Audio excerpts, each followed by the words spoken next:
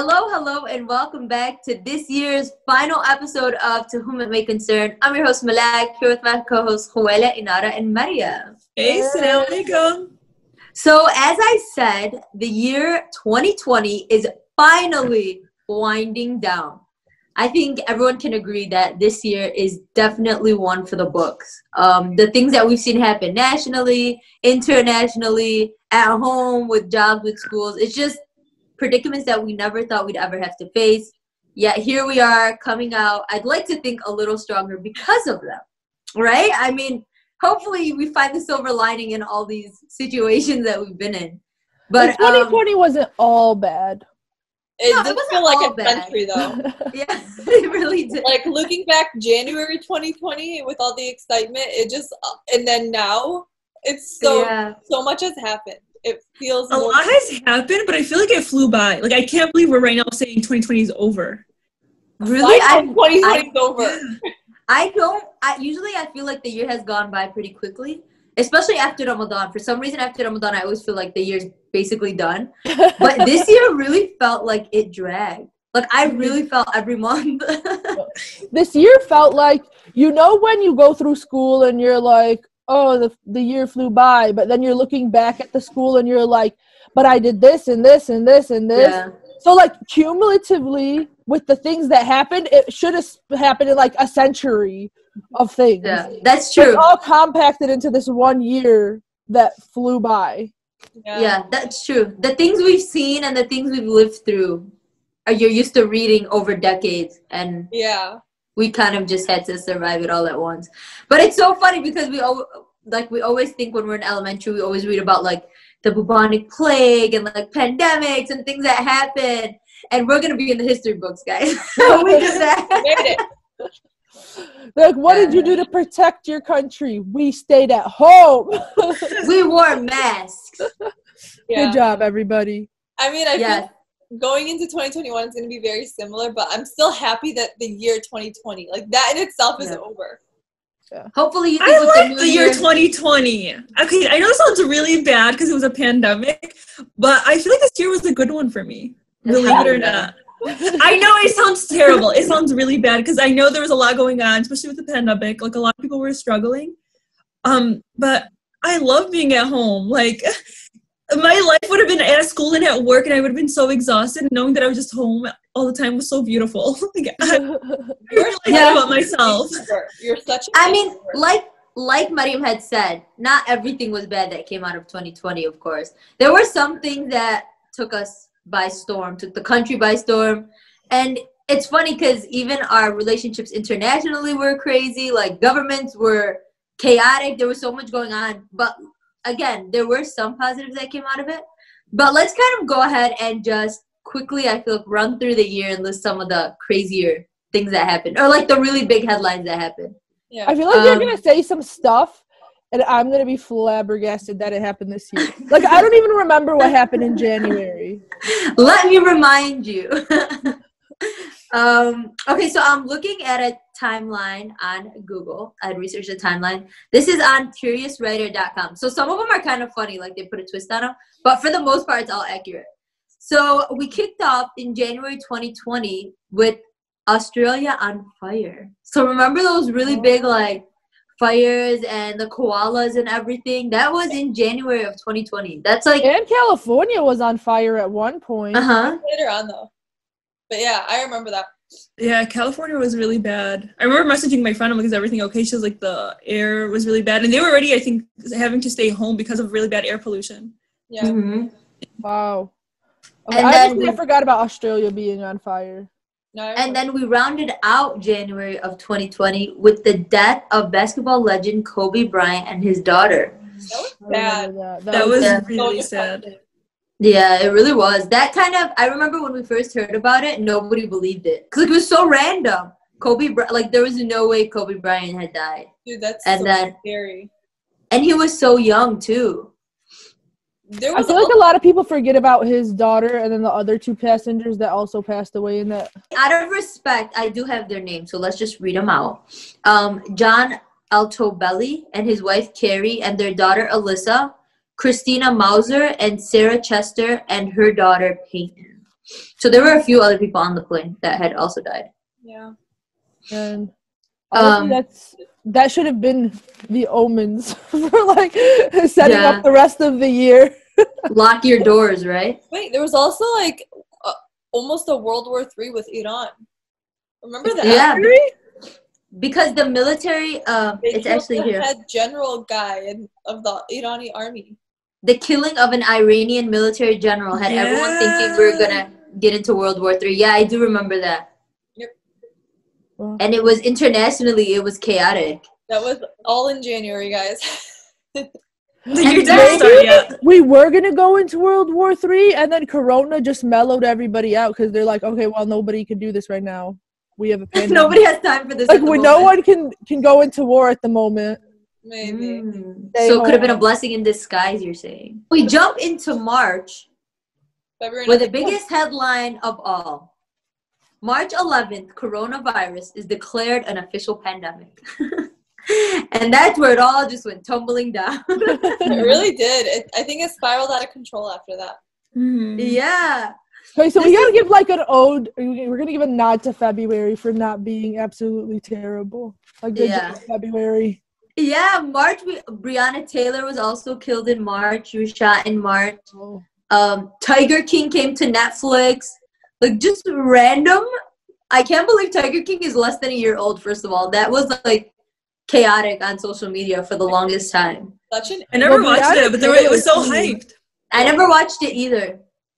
I feel like Breonna Taylor felt like it happened earlier than March. Like, I feel like that's such an issue that spiraled a bigger discussion that was happening.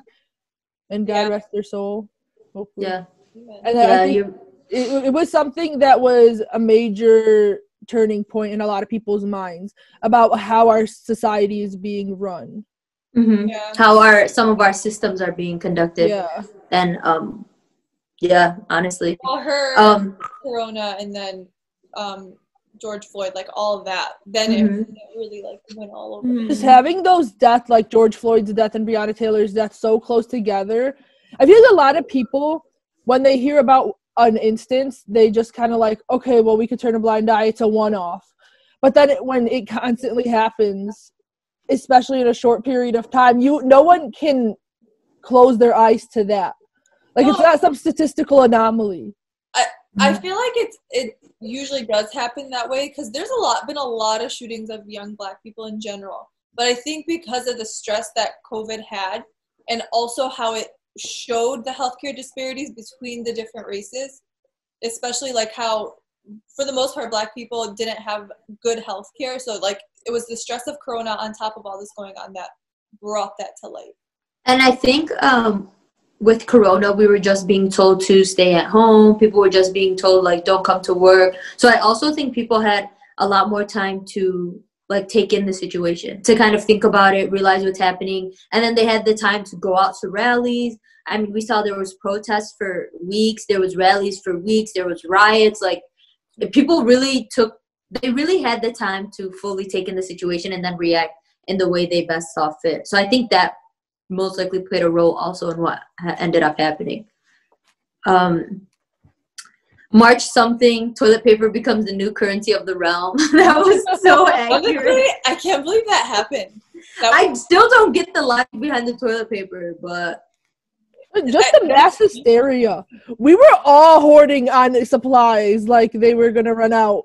Did any of you guys or like your family members do that? Because my mom did. My mom she went grocery shopping, and I mean, I think now everything's been done, but it took us a while to go through what she bought. We still have some things, like we have canned tuna, and like none of us eat tuna, but we have a bunch of canned tuna because they're like, canned tuna won't go bad. I was gonna say, I don't think my parents splurged on like toiletries and stuff, but definitely random things at groceries that we've never even eaten were just like appearing in the garage, and I'm like, okay. I don't remember, honestly. I feel like my parents didn't really freak out. Their issue was like, we really need this much because mashallah, we're a big family. Like, we need this toilet paper. This is how much we normally get. People stop fighting over this. That's terrible. That was our issue. Like, we normally shop like this because we're a big family, so. I don't think we ever, did the toilet paper thing. That's because they limited it, you guys. Yeah. That's true. They caught on fast stores. That and like Clorox. Like you couldn't find Clorox for weeks. You still can't find Clorox right now. Like a lot of things are sold out. Yeah, like not the wipes, not the spray. It was just all like you couldn't find it anywhere. I hate TikTok. Because TikTok, someone recommends something on TikTok, and if you love it, it's off the shelves. Like, it's gone. Yeah. Honestly, though, this year TikTok is really, like, blown up. Yeah. Mm-hmm. TikTok is very educational, but also stop promoting products because then I could never buy them. Well, how would you know of them then? No, like my face wash. I've been washing my face with this for years. Never had a problem buying it. Now the store's trying to sell it to me for $30. It's usually $10. I'm like, what is this? And they're sold out anyway. Like for $30 and they're sold out. I was like, people need to relax.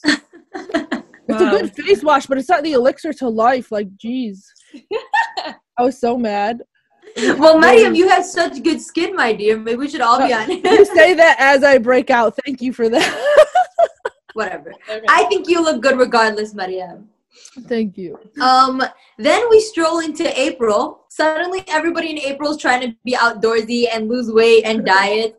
We've been in Corona for so long. People have lost weight, gained it, and we're back to losing weight. That was definitely me. I think in March, April, that honestly I did. I went and bought a bike. I became more active. I was going on different trails. I remember for the longest time, bikes were sold out. Yeah. Bikes. Like you couldn't find them anywhere. It was so random. I finally ended up buying a bike this year, so there you go. I fell into that. So June and July, nothing too big happened. In May, also a lot of graduations were canceled. A lot of them were virtual, or we didn't know what to happen with graduations, which was really sad. I wasn't mad at that. No, I wasn't mad. I wasn't mad. You don't have to go to graduation. Many graduated law school. Woo! Waila and Malak also graduated. Masters. Masters. I attended my graduation ceremony from my bed. It was.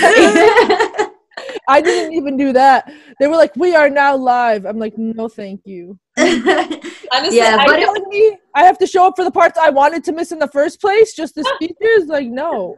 I know. I graduated in the summer, so like that was already an awkward graduation time. So I didn't even know when I'm supposed to walk, like if it was in person.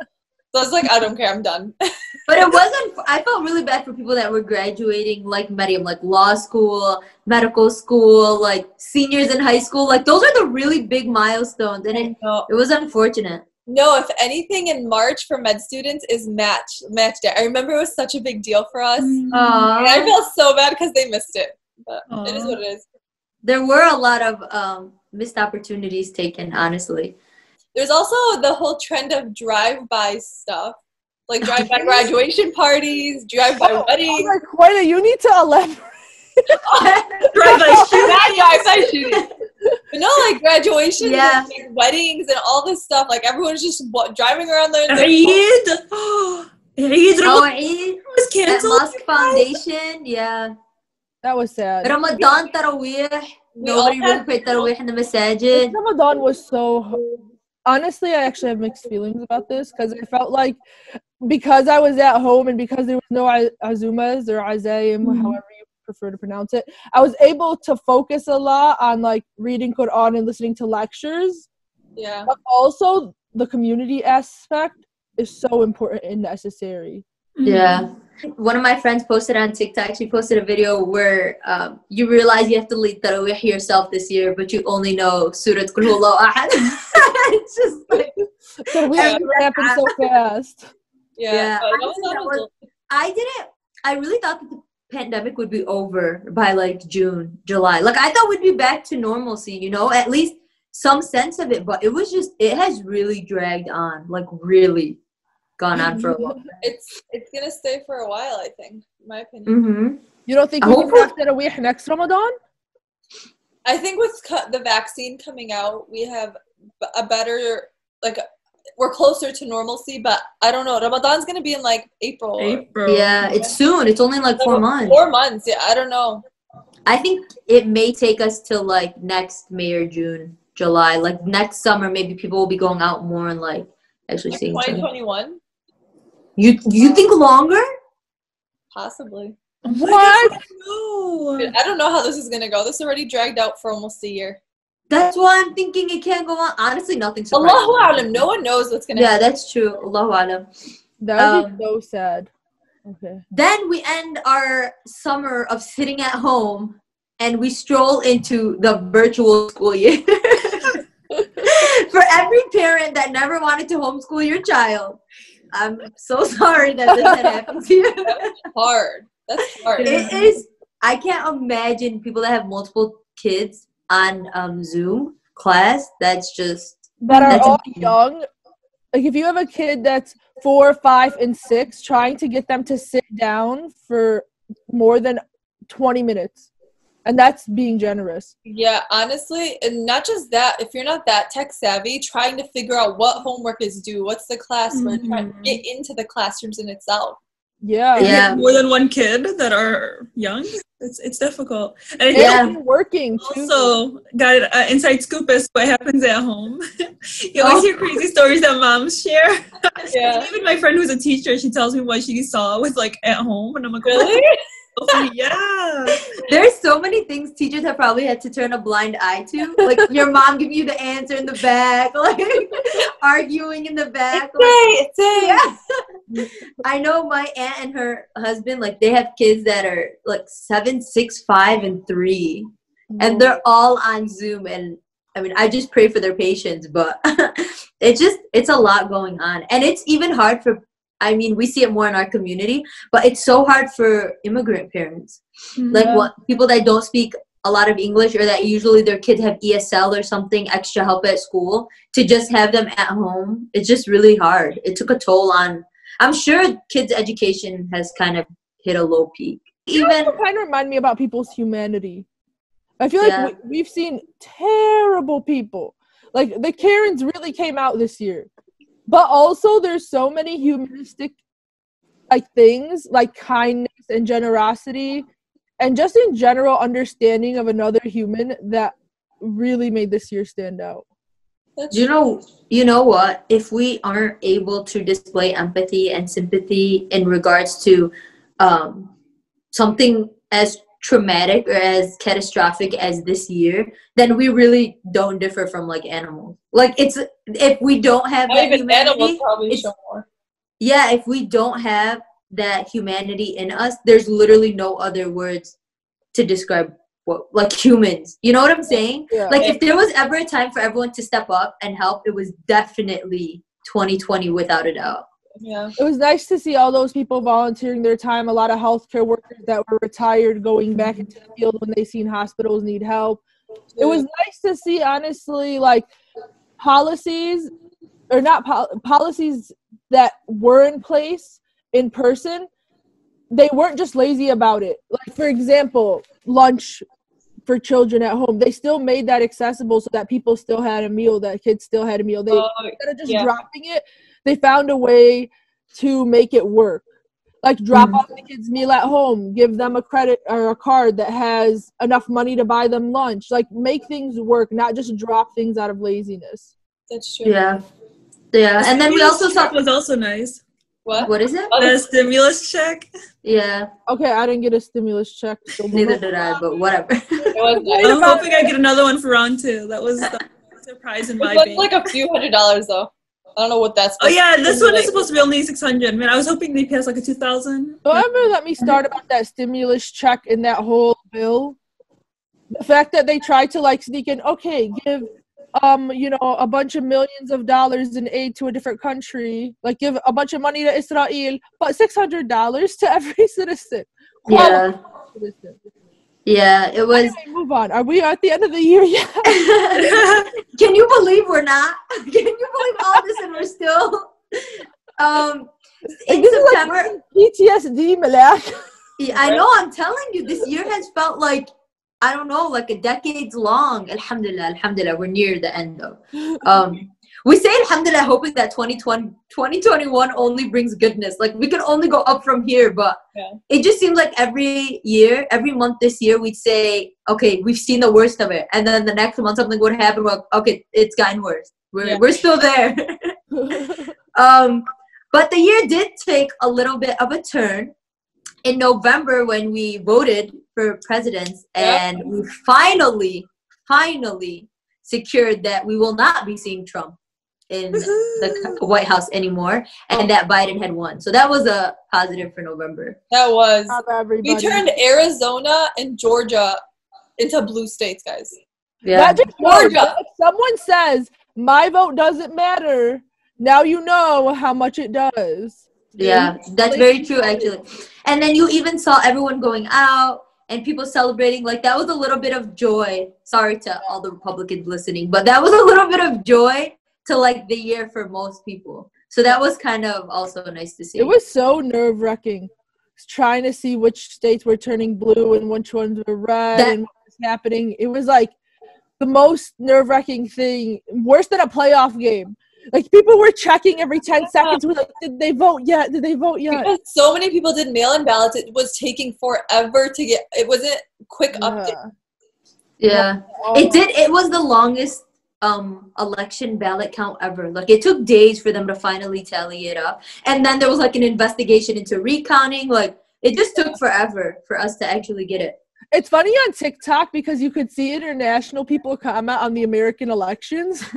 And they're like, okay, Americans, if you elect Donald Trump one more time, we're giving you another shot. Don't screw up at this. Honestly, I thought he was going to win before. So did I. Yeah, did I. I didn't. I had confidence in the Democrats this time. I just had confidence in humanity this time. That we were going to see that maybe we were lazy last time because we all thought it was a joke. We thought Hillary was going to win without a doubt, and therefore a lot of people didn't show up and vote because they thought, no way. But now that they've seen the reality and then what that government looks like, that they took the time. I've never seen longer lines in my life. I think that they reported that they've never seen this many voters go out and vote. But you know what else this election brought to light, which is really sad? That although so many people voted Biden, so many people voted Trump. That's like that is insane. Like, the polarization. Everything that he said, everything that he's done, and he almost re-won an election. Like, that also makes you think, as much as we think humanity has come, as long of a way as we have to go. Like, I mean, it makes sense because I feel like in high stress situations, people usually go on extreme ends of something. So it's like all the Democrats went on the one extreme end, and all the Republicans are like, no, Trump 100%. So polarization usually happens, especially when you get into heated arguments or high stress. But usually it's polarization when there's two ends that kind of make sense. Like, when it's a close call or something, usually that's when people vary to both poles. But I don't know. No, I mean, it does make sense, but, like, if you think about it, Trump was more like, we're going to keep businesses open, like, forget the pandemic, we need to work on our economy, and Biden was going to shut things down, so a lot of people were afraid of that. So I feel like you have a lot of people who are business owners that were like, maybe Trump is a racist, but he's also looking out for my business, compared to Biden, who's going to shut things down, and it's going to make it difficult. So I feel like those were, like, your two polar opposites. Like, we're going to shut down the economy, businesses, to get people's health, make sure everybody's healthy and good and safe. But then you had Trump, who was like, this is all not really real, and then the economy. So you had those, like, opposite viewpoints on the pandemic itself. Yeah, it was like trying to vote for the lesser of two evils, I guess. Because, I mean, it's not like the Democrats were really that happy with Biden being their candidate either. Like, people voted for him because they didn't want Trump in power, but I don't think he wasn't our first bid either necessarily. But yeah, then now we're in December. So everyone just finished celebrating the holidays. A lot of people had Thanksgiving via Zoom, Christmas via Zoom, everything was kind of flipped on top of its head. And now we see New Year's, how people are going to celebrate New Year's Eve and how they're going to celebrate New Year's Day. And just put a wrap on the year. Be done with the year. Like, okay, on to the next. Yeah, seriously. But those were some of the things that on the 2020 timeline that the country faced. But what are some things that we each kind of personally went through in 2020 or we've gained or lost in 2020? 2020 has taught me a lot. What? Just about myself. Like, about resilience, about being really introspective now that I really have the time. what's the person that I want to be and how do I become that person? Like, actually, because I know we all just figuratively say it, but how do I actually take measures and steps to become that person that I was always hoping to become? And just sitting down and really thinking about that has changed my mind on not changed my mind on a lot of things, but I become more realistic about a lot of things on how life is and what it can be. Do you feel like you've matured? Is this what being an adult is like? Do you feel like you became an adult? Good job. How do you become an adult in 2020? All it took was a pandemic. Thanks, Mariam. I feel like, 2020, especially working as a resident, was very stressful, super stressful. So I feel like it really showed how much everyone in healthcare stepped up, one. And two, I think this wasn't just for me. I feel like I've noticed it within like most people that there was a really emphasis on like close relationships. So family and friends, like people were calling each other more. There were, people that you lived with, you would hang out with each other more quality time. So I appreciated that aspect.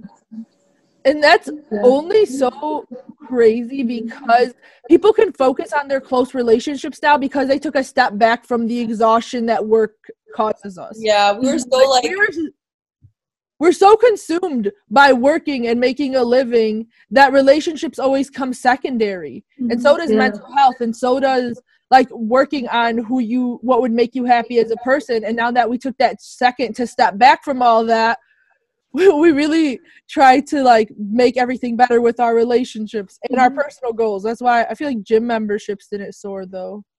Well, actually, I was gonna say I feel like this year was definitely the year where you were put to the test on the type of person you are. Like we always say, oh, if I had more time, I would exercise. If I had more time, I would organize my house, something like that. So I think you were definitely able to tell if you were just a lazy person or if you really just never had the time to do things, right? Because the time now, when you probably had the most free time you're gonna have, then you probably won't get around to it. I don't think. Yeah. I mean, maybe, but also let's look at people were also dealing with some things. So yeah, definitely. Yeah, that's true. Clearly, Mariam did it. Mariam was it. Honestly, I stopped working out. I was studying. It was bad. Yeah, that's true. But Nada became a workout fiend. Oh my god, crazy workout. Yeah, that's something. I guess I'm one of those people who, if I had more time, I would do this. And that showed me that really, if I do have more time, I do spend on my personal goals that I've always wanted to accomplish. And that's something that I really appreciate about myself. And I think that's why this is one of the years that I really liked because, one, it did get me closer to my family. Like, I would always be out from, like, 7 a.m. I won't 8 p.m. depending on my school because I had school and I had work. So it would be exhausting. And half of those hours I'm commuting. So I would come home, like, crappy and tired and not, like, in the mood to really do anything. So I feel like taking a step back away from all of that was really helpful. So, like, I like being at home. You know, my nieces and nephews are coming over and I get to see my family a lot more. So for me, it was a lot better. And then I got to do, like, working out was something huge. I feel like taking care of my physical health this year has been definitely something that I really focused on. Whether, you know, changed my eating habits, started working out like 5 times a week, really taking advantage of it. And I just feel a lot better. So for me, that's why when I say I really like 2020, it was spending more time with my family. I was taking care of my health and my personal goals and trying new things. And so I really appreciated that. Yeah. Like, alhamdulillah, I guess our family did get sick with corona, but alhamdulillah, no one actually got that sick, which is something that why we're able to say it wasn't that bad. Yeah, alhamdulillah. I fell in love with reading again. And I felt like in love with reading. I am in love with reading, but there was a time where I just did not have time to read like I actually wanted to, or to discuss it like I wanted to either. And I feel like I now have fallen in love with it again. And me and Malak started our book discussions, book club. I don't even virtual book club. Virtual book club this year. So that was good. Honestly, I was excited about that. I was excited about it because I've always wanted to read, but one, I didn't know what to read, and two, I also like was just lazy about it. So like you guys like encouraged me to like just pick up that book and start reading. So I read, this is the most I've probably read in a while. I'm still behind though. I'm a few books back. But I'm a few books behind. We just started a couple months ago. I read the first like 2 to 3. I'm still on Anxious People, but I was on my night rotation. So now that I'm on vacation, Anxious People is a good book, so you're gonna enjoy it. Yes. Yeah, the book club was definitely something I look forward to too, because Mariam and I had tossed around the idea, but again, we were both in school full time, like between working and stuff, it was just hard. But being at home, and then I had graduated, Mariam had graduated, we were like, oh, perfect opportunity to kind of start it. So we did it again. Yeah, it's going great. If you haven't already, you can find us on Instagram. But 2020 has been pretty cool for me too, personally. I mean, I did get to have new experiences. As you ladies know, I was, and honestly, anybody that's been watching our videos, I was in Philadelphia for almost 3 months. Wow. So that's a long time. Yeah, and anybody that knows my parents like knows that that's like unheard of. Like I don't go anywhere by myself.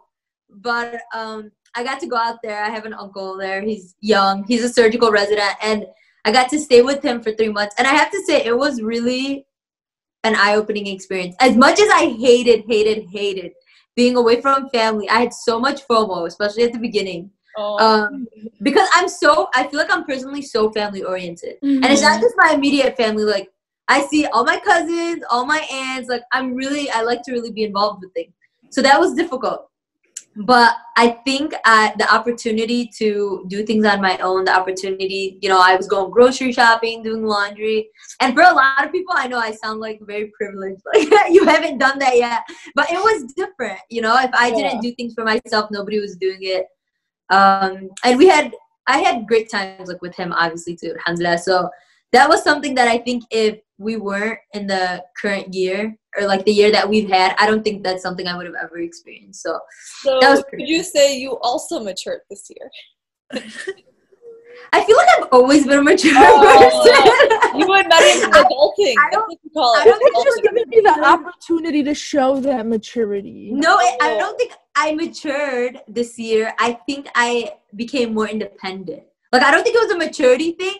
I just never had to do some of these things for myself. Like, my mom does the grocery shopping, tomatoes. Whatever. You mature, become more independent. But White had exciting news this year. Well, I had multiple exciting things. My brother got married. Yes. I did not feel like such a long time ago. It does feel like a long time. So I have a new sister-in-law. And then a week after, my other brother had a baby. I have a baby. Yes. You became an auntie. I'm a amta. Honestly, we're all so obsessed with her. She's the cutest thing, mashallah. She is a cutie. She's the first like baby. She's a grapefruit. She is a grapefruit. I just want to smush her. And now she's like starting to like make laughing noises, like she's laughing out loud. Oh. It's so cute. It is like the giggling, baby giggling. Yeah. Baby's really fighting over her. The world. I also had my niece and nephew, Maya and Zakaria. That's true, Inara. You did too. Yeah, but then we're the first. They weren't. But it was the first for my brother and the first. Yeah. And it was beautiful. And they are so cute. I love babies.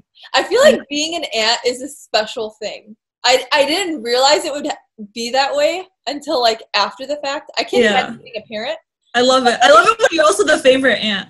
Like, okay, we're going out. Listen to this. We were going out. Nana's just declaring now definitively that she's the favorite aunt. Not to all my nieces and nephews, but to Sophie, I am. Going to the city, I believe that you're her favorite aunt. For sure. Yeah, I didn't say it was my sisters who said it, so I was like, okay, I'll take it. But yesterday, we were going out to the city, we were going to get ice cream. She tells my other sister, she's like, I want Inada to sit next to me. My sister was already sitting next to her. She's like, I want Inada next to you. It was so cute. I was like, okay, Sophie will sit next to you. That's not cute. You're an enabler. No, you're a hater. Mariam's a hater. I am. I really am. My niece Emel is only like 3-4 months old, so she can't. Yeah, she's still too young. Yeah, but she still has a favorite. It's your mom. Still fighting over who we think is her favorite. As a first niece, I have to say she'll do right by giving you all the same playing field. Yeah, Only she'll know. we'll show no favorites. No, Yeah. they're cute. Inshallah. What else? I got engaged. Oh yeah, that was real exciting. Yeah, that was the 2020. That's definitely exciting, Coco. Alhamdulillah. It is exciting, alhamdulillah. I'm excited.